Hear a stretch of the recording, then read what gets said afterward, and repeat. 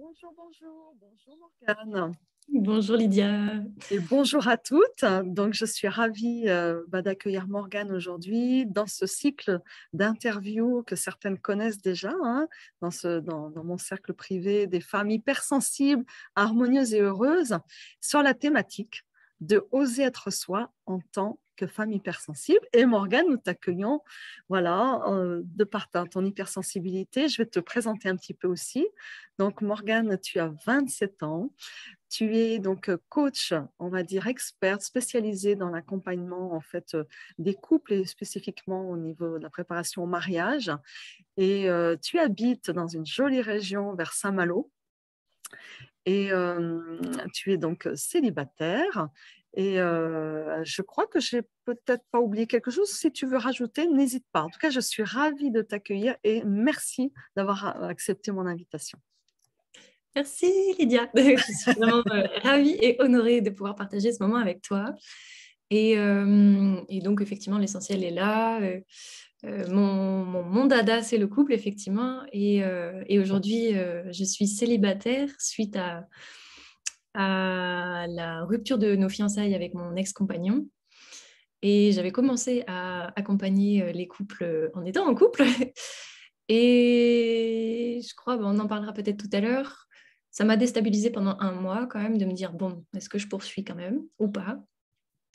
Et finalement, c'était tellement riche et intéressant aussi notre séparation qui s'est passée dans de très belles conditions et qui est justement issue du parcours de discernement qu'on a mené ensemble, que je me suis dit que ça donnait d'autant plus de sens pour que j'accompagne aussi les personnes qui se préparent au mariage à avoir des bonnes fondations, parce que nous, en creusant, finalement, on s'est rendu compte que les fondations, elles n'étaient pas là. Et donc, je me suis dit, finalement, c'est peut-être encore plus sens. Et j'ai vraiment à cœur de pouvoir partager tout ce que j'ai acquis au cours de ce parcours. Donc, c'est une fondation déjà de pouvoir se dire, en fait, mon expérience, je la transforme pour, bien sûr, moi-même, mais pour accompagner. En l'occurrence, toi, dans ton métier de coach, d'autant plus, je trouve que c'est une sacrée fondation, ça. En tout cas, c'est une pierre blanche énorme. Et c'est vraiment chouette ce que tu... c'est presque une introduction à notre... à la suite, parce que du coup, voilà, l'hypersensibilité, ça peut être vécu comme quelque chose de plombant quand on ne se connaît pas suffisamment, peut-être, comme quelque chose de dérangeant, comme quelque chose qui est un peu atypique. Hein. On a aussi cette autre étiquette, entre guillemets. Et la première question que j'ai envie de te poser, Morgane, est-ce qu'il y a eu un moment comme une révélation en fait pour te connaître effectivement par rapport à cette différence peut-être de fonctionnement en tant qu'hypersensible, ou alors c'est quelque chose en fait au fur et à mesure ou que tu as toujours su? Comment ça s'est passé pour toi, ta révélation entre guillemets? C'est une question qui est rigolote parce que je me l'étais jamais vraiment posée avant. Et, et je crois que ça s'est fait en 2 temps. Alors que c'est clair qu'il y a une partie progressive. Et pour moi, le déclic, ça revient au couple. C'est que j'en ai d'abord pris conscience pour mon ex-compagnon. Et en fait, c'est moi, avec mon métier de coach, je me disais, tiens, il a telle puis moi, j'adore les neurosciences, donc telle préférence... je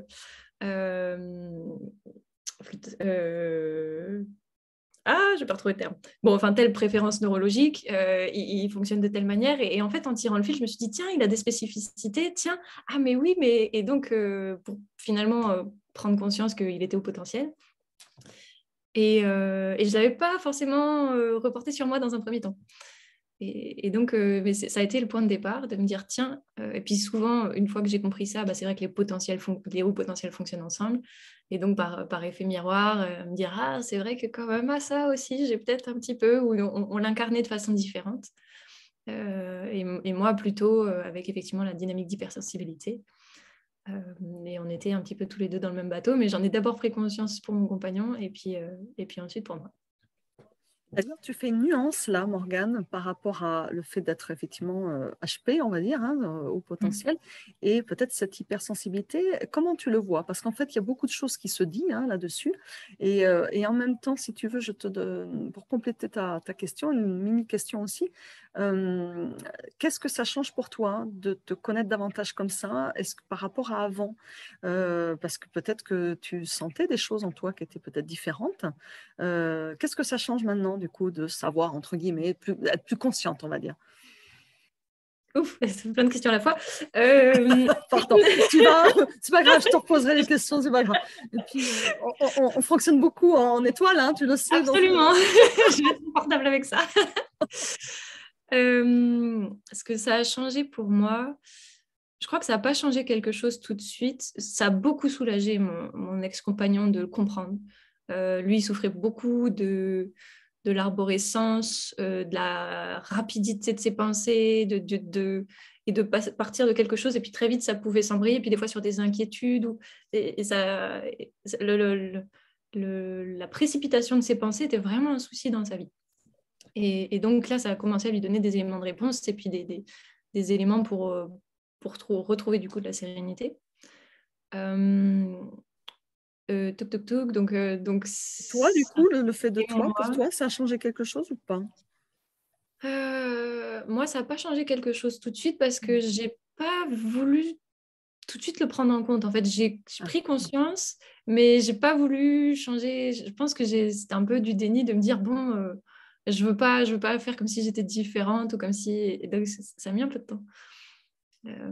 Néanmoins, si aujourd'hui, ce que je dirais, ce qui a changé grâce à ça, c'est de vraiment honorer des temps de solitude face auxquels des fois je pouvais culpabiliser un peu. Maintenant, je sais qu'ils sont vraiment essentiels pour pouvoir faire le tri entre tout ce qui se passe à l'intérieur, à l'extérieur, tout ça. Donc, je sais que c'est vital, que c'est pas en option et que j'ai à les honorer, que c'est à mon service, au service de tout le monde. Et Donc, cette puis, fluidité, aujourd'hui, dans le concret, en fait, ça t'amène quand même à répondre plus à tes besoins fondamentaux. complètement. Dans le fond, c'est surtout ça, c'est d'être plus à l'écoute de comment je fonctionne, plus à l'écoute de ce dont j'ai besoin, et de pouvoir clarifier aussi auprès des autres des fois certaines bizarreries de ma part et pouvoir leur expliciter facilement voilà comment ça se passe avec moi. Et donc voilà, ça permet de mettre des mots sur des comportements ou des sensations qui peuvent être un peu encombrantes si on ne sait pas les nommer. Ouais. Justement, donc il y avait la question avec, donc je te la redis un petit peu. Est-ce que tu t'es avant, tu te sentais toujours un petit peu différente? Tu sentais qu'il y avait des bizarreries justement? Est-ce que c'était souffrant pour toi? Est-ce que c'était ou alors bon, finalement, de toute façon, tout le monde a un peu des bizarreries. Donc, comment tu le vivais ou comment ça se passait pour toi avant? Euh, j'ai jamais mis une étiquette de souffrance sur ce que je vivais. Mhm. Et dans l'absolu, c'est vrai que c'était pas confortable. Je pense que il y avait vraiment ouais, le sentiment de différence et de décalage. Je pense il était là. Décalage, Ouais. décalage. Mhm. Et du coup, derrière, sentiment que personne ne pouvait me comprendre. Mhm. Ouais. Donc, donc il y a plein de choses finalement où j'ai arrêté d'exprimer, j'ai arrêté de dire et j'ai commencé du coup Mhm. à créer une carapace de mon monde et à, et à penser que je pouvais pas faire pleinement partie du monde. Mais toute cette partie d'isolement et de sentiment de décalage, je m'en accommodais. Je peux pas dire que c'était lourd. Après, maintenant que c'est moins là et que je sais jouer avec, bah, c'est beaucoup plus joyeux. Mais c'est vrai qu'à l'époque, euh, bon, voilà, je pensais qu'il fallait faire avec. Mais oui, oui, l'évidence qu'il y avait un truc chez moi qui n'était pas forcément comme les autres. En tout cas, ouais, ouais, ça ouais, c'est J'entends sûr. ce côté plus léger aujourd'hui, maintenant que tu as quand même conscientisé, même si ce n'était pas plombant par rapport à d'autres personnes qui le vivent de manière très plombante hein, et même consciemment, en fait, pour eux, c'est la croix et la bannière, quoi, entre guillemets.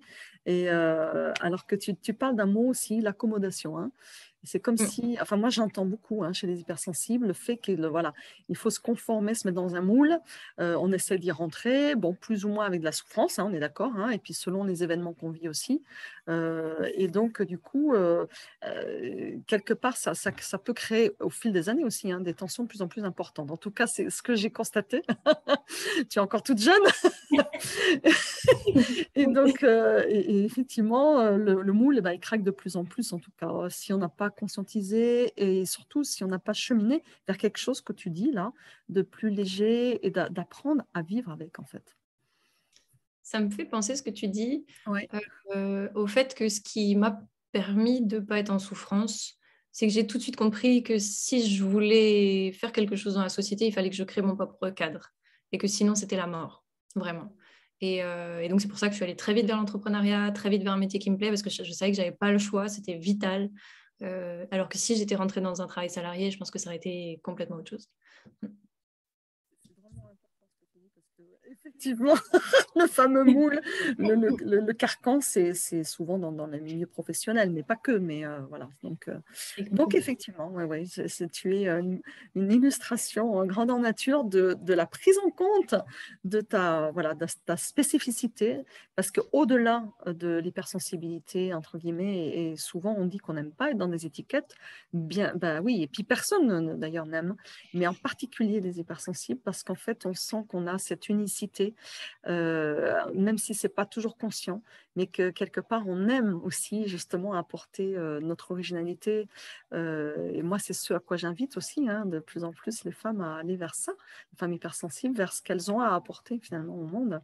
Alors, en parlant de monde, c'est vrai qu'il y a pas si longtemps finalement, quand on regarde la littérature, quand on regarde la presse, quand on regarde effectivement les médias, mais en fait, on va dire qu'il y a quelques pionniers qui en ont parlé, en fait, comme Saverio Tomasella, comment dirais-je, j'ai oublié son prénom, Cathy Alsten, aussi, j'ai du mal à le dire, Azenheim, pardon, Cathy Azenheim, alors j'écorche toujours son nom, et Fabrice Midal, par exemple, là, c'en est que quelques-uns parmi d'autres. Aujourd'hui, il y a d'ailleurs une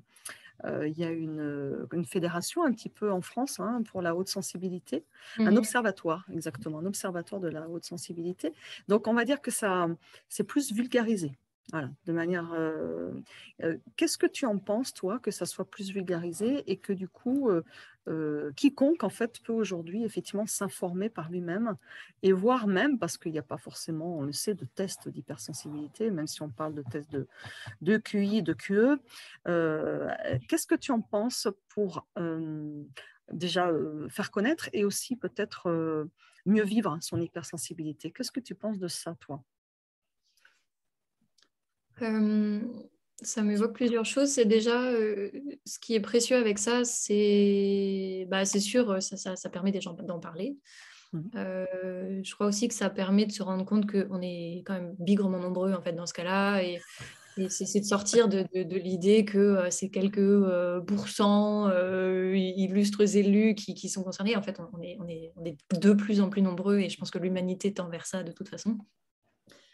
Donc ça permet de nommer une mouvance qui est globale. Et donc ça, je pense que c'est précieux. Je pense que ce qui est précieux aussi, c'est que ça permet de se diagnostiquer, entre guillemets,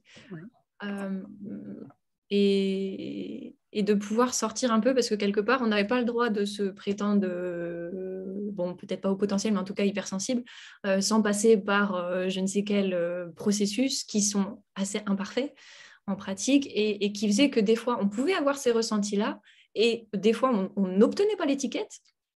Et moi, je connais des personnes comme ça qui n'ont pas obtenu l'étiquette en faisant les tests, et du coup, qui étaient dans des crises identitaires d'autant plus fortes, parce qu'ils disaient, je croyais avoir compris un truc, et en fait, non. Alors que je pense qu'il y a beaucoup plus de nuances que ça.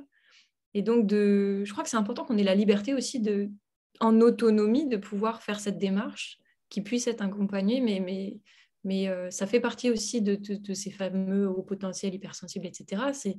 On est autonome, on est responsable, on ressent des trucs, et on a le droit de le nommer sans être validé par quelque chose d'extérieur qui nous remet dans une case. Et donc, le fait qu'on puisse en discuter comme ça, c'est assez libérateur de ce point de vue-là, je crois. Et je pense qu'il faudrait encore plus et qu'on puisse prendre ce droit de se dire, bah ouais, mon niveau de sensibilité, il est élevé et ça me fait vivre ça. Et que ton étiquette ou pas, elle me colle dessus, je m'en fous. Sortir de cette étiquette, hein, c'est très bien pour identifier, hein, c'est ce que tu dis, hein, ça c'est chouette, mais dépasser ça quand même. Voilà, Exactement. parce qu'en fait, on n'est surtout pas justement dans des cases. Donc voilà. Mais en questionnant quand même les unes et les autres, c'est vrai que les lectures font partie des éléments quand même aujourd'hui assez aidants, hein, de ce que j'ai entendu, hein, pour les unes et les autres. Donc merci quand même, hein, entre guillemets, aux gens qui ont osé le gros mot quand même à un moment donné, quoi. Ouais, Saverio Tomasella, son livre qui s'appelle Hypersensible date de 2013. Je regarde mes notes parce que c'est des choses que je ne retiens pas, moi. Tu vois. Alors ça, c'est une caractéristique de mon hypersensibilité. Moi, les dates, ce n'est pas mon truc. Donc, voilà. Et les noms non plus. Donc, et pourtant, j'adore les personnes, mais j'ai vraiment Voilà, je sais qu'effectivement, même moi, on ne retient pas les noms. Donc, c'est OK maintenant. C'est OK. Donc, et merci en tout cas de ta réponse. Pour toi, aujourd'hui, Morgane, quel est le cadeau vraiment? Alors, on pourrait dire un cadeau caché, parce que c'est vrai que si on ne se connaît pas, on est d'accord, mais quel est ce cadeau caché de ton hypersensibilité, cette façon d'être particulière dans ta vie? Je pense qu'il est tout trouvé. J'ai la chance de faire de l'accompagnement. Et donc, dans ce type de métier, ça a toute sa place parce que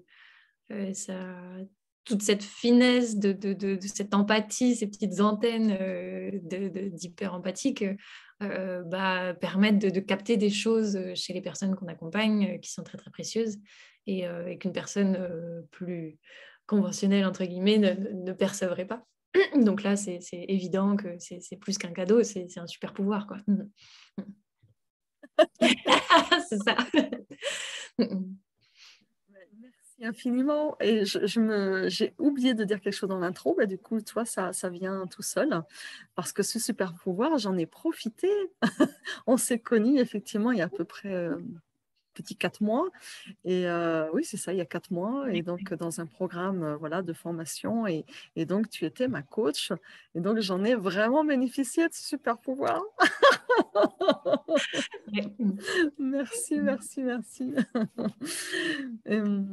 Donc, ces qualités, donc, tu parles de qualité de l'hyper-empathie. Est-ce que tu as d'autres qualités que tu vois dont tu peux être fier? C'est important aussi de célébrer qui on est. Ce qui peut être le défaut de base d'un hypersensible, c'est un peu la tendance à être caméléon et à se perdre dans ce qu'attendent les autres de soi ou ce que les autres, etc.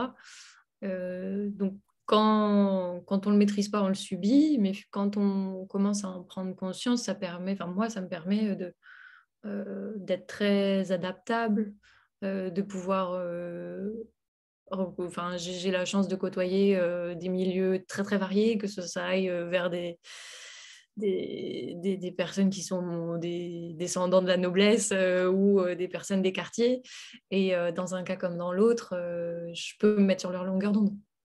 Et ça, c'est quelque chose que j'aime beaucoup parce que j'ai envie de parler d'humain à humain et pas de milieu social à milieu social.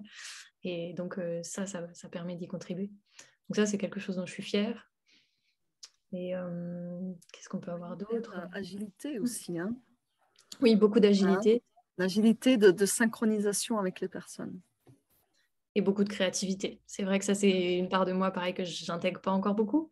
Mais dans le fond, c'est vrai, quand je lui permets de s'exprimer, que ce soit à travers le dessin, que ce soit à travers le chant, avec la danse, c'est des moyens d'expression dans lesquels je peux me révéler et raconter des choses intéressantes quand je m'y mets. Génial, ouais, belle qualité. Et alors, tu as peut-être c'est pas, je pose la question toujours à mes invités, mais après, voilà. Tu as peut-être un mentor ou une personne qui t'inspire, qui a des qualités justement que tu es, entre guillemets, alors aimerais avoir, pas forcément, mais ou développer, ou voilà, un peu plus justement acquérir, parce que tu sens que ça vibre en toi et que cette personne-là, c'est peut-être quelqu'un de décédé d'ailleurs, hein, ou un contemporain, peu importe, quelqu'un qui est peut-être hypersensible ou pas d'ailleurs, hein. Quelle personne, quel mentor tu as, Morgane? Je pensais à 2 personnes dont les exemples seraient intéressants. Une pour l'hypersensibilité et l'autre, je ne suis pas convaincue que ce soit le cas. Mais donc la première, effectivement, est décédée et c'est assez classique. Je pense à Coco Chanel, que j'admire beaucoup pour son côté féminin affirmé et pour sa capacité à imposer sa vision et à en faire bouleverser les codes et à travers de la création. Donc voilà, après, hypersensible ou pas, il faudrait que je creuse un peu plus le personnage, mais en tout cas...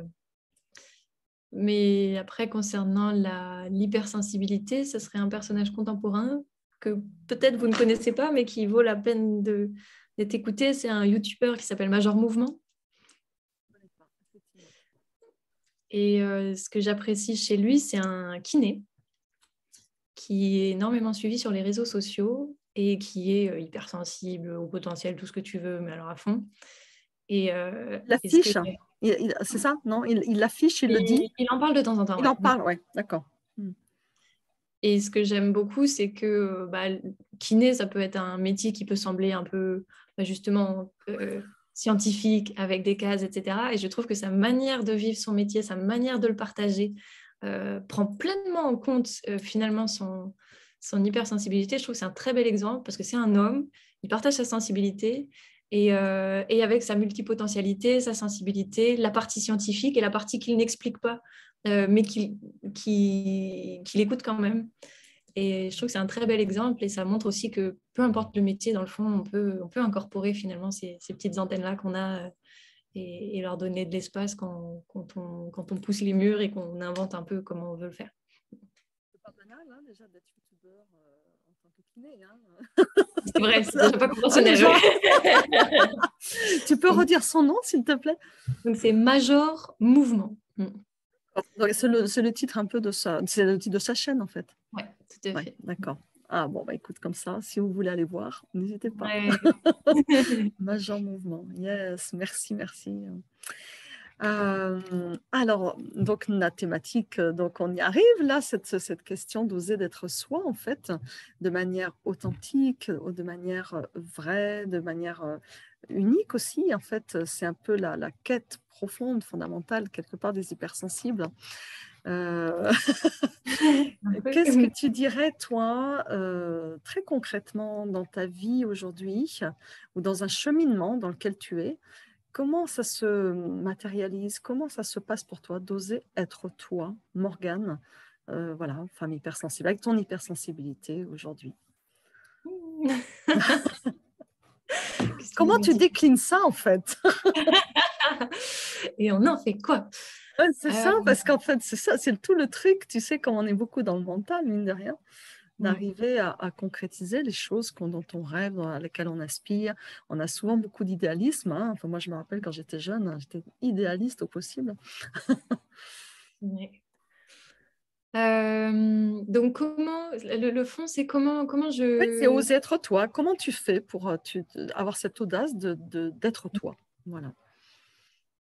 Donc, je dirais l'étape 1, c'est que je ne me donne pas le choix. Étape 2, la qualité de l'hypersensible, c'est que si on prend le temps de faire silence et d'être pas trop parasité par l'extérieur, les réponses, on les a. Donc, en tout cas, je vais parler en mon nom, mais donc effectivement, c'est toujours prendre le temps d'être à l'écoute de ce qui se passe en moi, parce que je sais que j'ai les réponses. Si nécessaire, je vais demander à un autre humain de me faire un peu miroir pour m'aider, mais en tout cas, je sais que que si je suis attentive, le cœur, la direction, l'intuition, tout ça, c'est présent et ça me guide. Et que plus je donne d'espace à ça, plus c'est là et plus j'ai absolument tout ce qu'il me faut pour savoir exactement ce qu'il faut faire. C'est une J'ai la super chance. clé, là. Hein, c'est une super clé que tu donnes, là. Ouais, je me rends pas compte. Mais... pour, en tout cas, les personnes qui n'ont pas forcément, voilà, qui n'ont peut-être pas expérimenté ou épisodiquement, là, ce que tu dis, c'est quand même une sacrée base, quoi. Ouais, c'est vrai. On peut vraiment se faire confiance, je pense, là-dessus. Et cette part d'idéalisme, en fait, elle est très, très saine. Et ce qui importe et la difficulté, c'est des fois, on la confronte au concret. Et vu que des fois, on peut être mal reçu et que du coup, ça fait beaucoup d'écho, ça nous arrête complètement dans notre élan. Et donc, le défi, c'est de... Et je crois que c'est ce dont on va parler après, mais c'est comment on se laisse transverser par ces obstacles et qu'on poursuit, en fait. Et dès en tout cas, je vais continuer de parler pour moi, dès que je parviens à ce que cet obstacle ne soit plus d'une violence immense et que je peux continuer de poursuivre le cheminement vers ma mission et tout se passe bien, en fait. Et donc voilà, je dirais poursuivre mon intuition, ma vision, apprendre à traverser sans cesse plus facilement les obstacles qui se présentent, d'être suffisamment grande et en connaissance de mon fonctionnement pour pouvoir traverser voilà, les petits défis qui m'attendent dans la vie, parce qu'il y en a toujours. Et ouais, c'est compliqué comme question. Hein. Oui, parce qu'en fait, mine de rien, cette quête, en fait, elle peut s'exprimer. Alors, et puis elle évolue en plus. Je pense qu'elle évolue en fonction de voilà, parce que comme on disait, l'hypersensible, alors les HP aussi, hein, on est d'accord, ont envie d'expérimenter le monde en fait. On a envie de connaître un tas de choses, d'apprendre, etc. Donc on peut partir dans plein de directions. Et quelque part, voilà, on évolue aussi par stade ou par aussi expérimentation ou par événement qu'on vit plus ou moins traumatisant. Et donc du coup, ça, oser être soi peut se décliner différemment. C'est pour ça que je te posais la question vraiment toi aujourd'hui. Ouais, si, Tu vois, toi, ouais. vraiment toi aujourd'hui, quoi. Ouais, c'est pour ça je nous regarde et oser être moi et hypersensible, ça veut aussi pouvoir dire être bouclé, frisé dans tous les sens. D'accord. Mais ça peut paraître anodin, mais c'est à l'image de qui je suis. Je suis arborescente, je suis dans la souplesse, je suis dans... Et quand on a les cheveux bouclés, c'est pas toujours facile d'oser incarner tout ça. On a envie de les ranger, il faut qu'ils soient raides, il faut qu'ils soient... Et il y a eu longtemps où j'ai lutté aussi contre mes petites bouclettes toutes folles. Et je pense que ça fait partie du cheminement aussi de... c'est pas rangé, je peux pas être quelqu'un de rangé et ça se traduit aussi dans mes cheveux. Et donc je vois les tiens aussi. Ce que tu dis, mais c'est top. Mais parce que toi, c'est naturel, hein, on est d'accord. Ah, complètement, ouais. Voilà. Alors que moi, ils sont raides. Et en fait, Mm. et donc moi, j'ai été souvent dans les cheveux raides parce que voilà, sinon, je n'avais pas le temps d'aller chez le coiffeur, etc. Bon, bref. Et aujourd'hui, mais je peux te dire que pour moi, c'est un honneur presque d'avoir les cheveux frisés, quoi. Ouais, mais je Voilà. comprends, c'est tellement Parce dans que notre ça DNA. dit exactement ce que tu viens de dire, en fait. Cette souplesse, cette agilité, cette envie d'oser finalement affirmer ce que je suis à l'intérieur, quoi. Ouais, bon, voilà, ça c'est du concret et c'est du quotidien. Et après, dans le concret, dans le quotidien, mon cheminement du moment, c'est aller de plus en plus vers des situations dans lesquelles je suis faillible, dans lesquelles je peux vivre des émotions fortes et, et dans lesquelles je peux être mise en défaut parce que à force d'avoir fui ma sensibilité dans un premier temps, j'ai mis plein de carapaces et plein de stratégies pour fuir l'intensité des fois que je pouvais vivre. Et maintenant, c'est plutôt leur redonner de la place et me laisser traverser par tout ça. Et je ris, je pleure, je chante, je danse, je danse. Et de me laisser traverser par la vie à nouveau avec toute son intensité. C'est parce que tu sens qu'effectivement, tu vas vers plus de vie en faisant ça. Ouais, C'est ouais, ça? ouais, ouais. Parce que quand enfin, si tu me permets, après tu me diras avec tes mots à toi, hein, le fait de brimer en fait ce qui ne nous convient pas dans nos émotions fortes, on va dire inconfortables, hein, parce qu'il n'y a pas d'émotions positives et négatives. Du coup, ça brime aussi, ça barricade aussi le positif, enfin, les émotions intenses mais joyeuses, enfin, etc. C'est ça que tu veux dire? Ouais, et je pense que tu as dit quelque chose d'intéressant en parlant de vie. Je pense que tant que je ne laisse pas ça circuler en moi, je suis qu'à moitié vivante. Et il y avait une part de moi qui n'était pas très contente d'exister, si je suis honnête.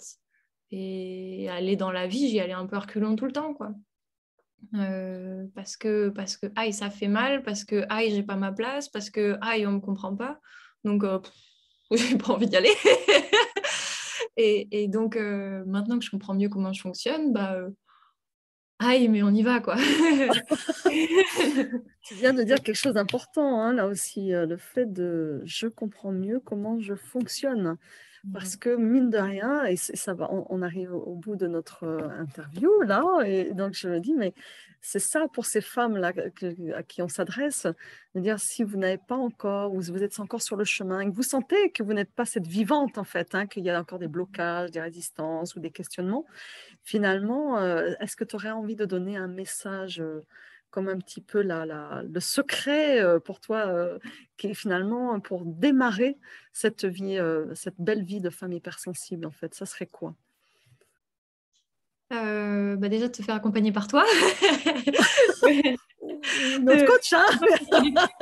Mais non, c'est vrai que bah, Lydia, elle a déjà traversé pas mal de choses et compris pas mal de choses par rapport à l'hypersensibilité. Donc, si vous voulez prendre des raccourcis, faites-lui confiance, vous ne serez pas déçus.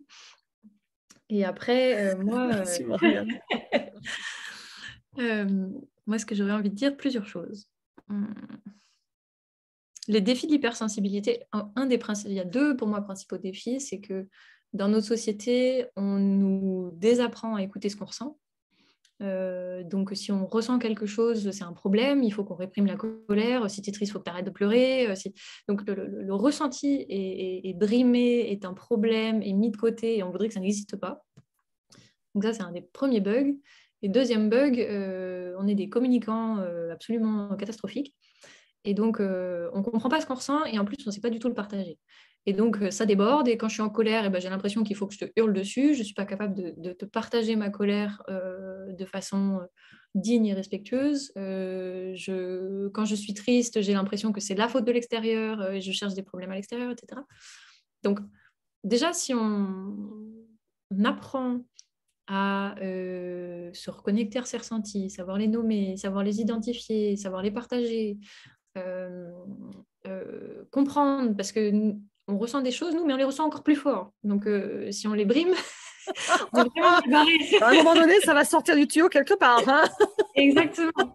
Et sinon, on se retrouve à faire cocotte minute et à tout envoyer à le balader et à être quelqu'un d'absolument imbuvable pendant une période parce que tout ça, ça a été restreint trop longtemps.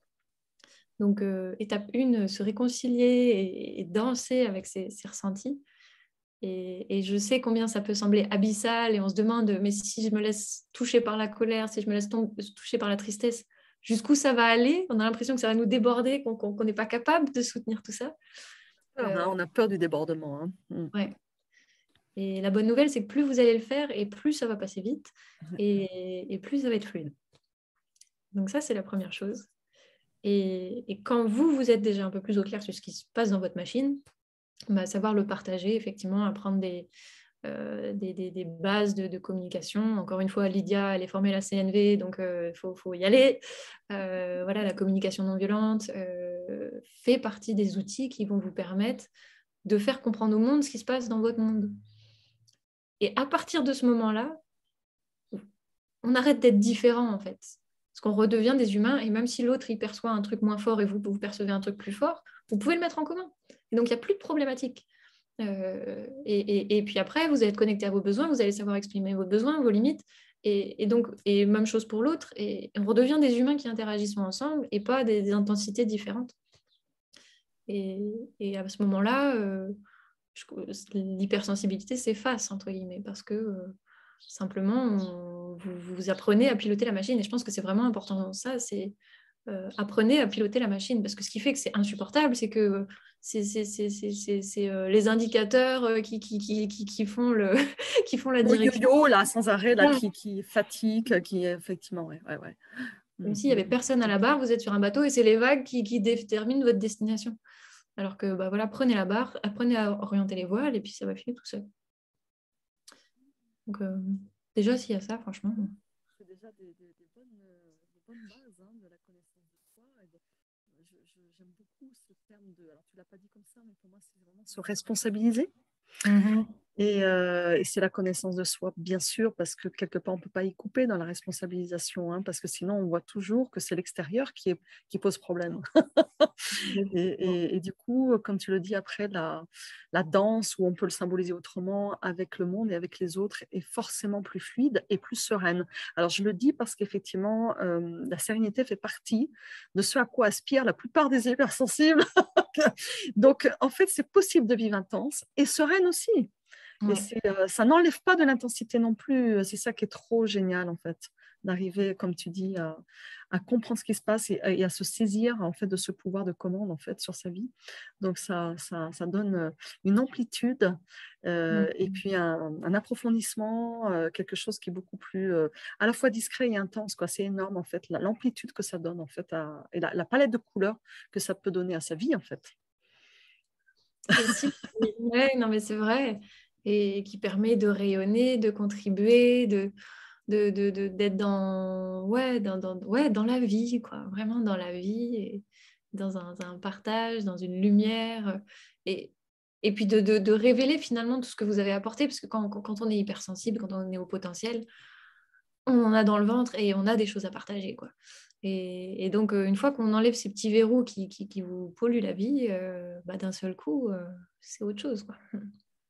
Est-ce que j'ose pour comment dirais-je, asseoir ce que tu viens de dire, ce que dit Fabrice Midal dans certains livres, d'ailleurs il n'est pas bien aimé pour ça, d'ailleurs je le sais, c'est qu'effectivement il dit que les hypersensibles ont été un petit peu les locomotives de l'humanité, et donc du coup quelque part ça veut dire qu'on prend la responsabilité aussi de se dire que oui, on a certainement une mission, c'est pas se mettre au-dessus des autres, pas du tout. Voilà, c'est prendre sa juste place, en fait. Et ça veut dire que c'est honorer, en fait, ce que l'on est dans toute encore une fois, son amplitude et aussi son unicité. Ça, j'insiste parce qu'en fait, on est tous vraiment différents, quoi. Et donc, c'est en ce sens-là, et même si on est coach toutes les deux, et d'ailleurs, j'ai interviewé aussi d'autres coachs, etc., moi, je pense qu'on a tous notre quintessence qui peut apporter la petite pierre à l'édifice. Ça, je le ressens vraiment. Oh oui. Ça me donne envie d'ajouter encore une chose, mais ouais, complètement. Après, je te demanderai, parce qu'on va quand même conclure, parce que mine de rien, on pourrait discuter longtemps, et je te demanderai aussi ton actualité, parce que mine de rien, merci pour la pub pour moi, mais tu peux aussi dire, toi, voilà, ton actualité d'aujourd'hui pour les personnes qui seraient intéressées et puis qui voudraient aussi te joindre. Oui, et ben donc en une phrase, je pense qu'un hypersensible a intérêt à cultiver son égoïsme. En se centrant sur vous, vous serez une merveilleuse contribution. Et l'erreur, c'est d'être éparpillé dans tout ce qui se passe à l'extérieur. Et si vous recentrez sur vous, c'est ça qui sera simple. Donc voilà, parenthèse close. Message reçu. Actu du jour, eh bien, donc effectivement, là, j'ai la joie d'accompagner des couples et évidemment, la plupart des couples qui viennent à moi sont avec une dynamique d'un peu hypersensibilité, et je suis aussi dans cette vibe d'aider chacun des partenaires à oser être lui-même sereinement, librement dans sa relation, parce que c'est loin d'être si évident que ça, même quand on s'aime, même quand c'est joyeux. Et donc, pour ceux qui seraient dans une dynamique de mariage, dans une intention de mariage ou de remariage, donc j'aurai la joie d'animer cette fois une préparation au mariage de groupe, limité à 9 couples. Ça démarrera fin septembre sur 3 mois. Et à raison d'une journée d'immersion par mois.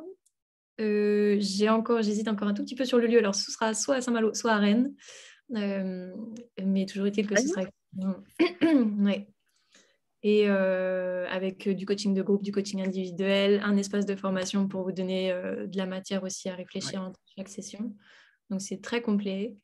Et l'intention, c'est de vous permettre justement d'avoir des outils pour pleinement vous connaître personnellement, votre partenaire, vos spécificités, et comment faire dialoguer vos deux univers ensemble pour pouvoir construire durablement, sereinement, en connaissance de cause et avec une intention qui soit commune et partagée. Quel beau programme. Voilà, donc si ça vous intéresse, je vous invite à prendre rendez-vous éventuellement avec moi au téléphone pour en parler. Ce sera déjà un bon point de départ. Une question par rapport à pour éclaircir aussi des personnes qui n'auraient pas fait un travail sur elles. Est-ce qu'elles peuvent démarrer justement par ce biais-là? Est-ce que ça ne serait pas, pourquoi pas, une mise à l'étrier aussi quelque part? Tu dis franchement. Hein. Oh, moi je crois que ce serait très très beau parce que ma vision à moi, c'est le couple, ça reste toujours qu'une occasion de se découvrir déjà soi. Et en se découvrant soi, on peut découvrir l'autre. Et donc, comme point de départ de développement personnel, je pense que ça a d'autant plus de sens parce que ça s'inscrit dans le quotidien, ça s'inscrit dans quelque chose qu'on vit tous les jours. Les différences, vous les verrez de semaine en semaine. Donc, si l'appel est là, je crois que ça peut vraiment être un démarrage très riche pour le développement personnel. Ah ouais, super. Wow, écoute, ça donne envie. Alors, on mettra en dessous de la vidéo quand elle sera diffusée. Donc, un lien, tu me donneras un lien pour qu'on puisse, voilà. Et puis, plus largement, si les personnes veulent te contacter, elles pourront le faire, bien évidemment. Un tout grand merci, Morgane, pour ce partage riche, sincère et à la couleur voilà, de ce que tu es, de cette jeunesse aussi. C'est chouette parce que du coup, tu es la plus jeune pour l'instant que j'ai interviewée. Ah, c'est bien, c'est bien. Donc, il n'y a pas d'âge en fait pour démarrer le développement personnel. On peut commencer toute jeune aussi avec, et je pense que c'est dans le sac à dos, c'est des choses, je dirais, quelque part supplémentaires pour vivre votre vie et avoir les outils pour mener la barre, comme tu dis. Donc, vraiment, allez-y et puis faites-vous confiance. Voilà, c'est ça aussi, hein, le maître mot aussi, de se faire confiance. Tu l'as dit hein, de différentes façons en suivant son intention. Et je pense que cette histoire de confiance en soi est bien sûr consolidée, d'autant plus chez l'hypersensible qui doute beaucoup. Donc, faites-vous confiance. Un bel au revoir à toi, une belle continuation pour tous tes projets, Morgane. Et puis, Merci. un bel été bientôt, hein, parce qu'on va y arriver. Je sais que tu animes des choses aussi pendant l'été. Donc, plein de belles choses à toi. À tout bientôt. Et Merci. au revoir à vous. Au revoir à toutes. Beau parcours. Ciao, ciao.